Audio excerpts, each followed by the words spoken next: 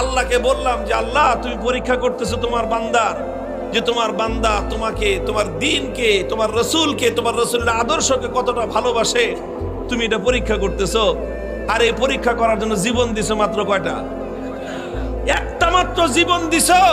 আর ওই একটা জীবন দিয়ে আল্লাহ তোমাকে কিভাবে দেখাবো যে আমি তোমাকে আর তোমার দ্বীনকে কতটা ভালোবাসি?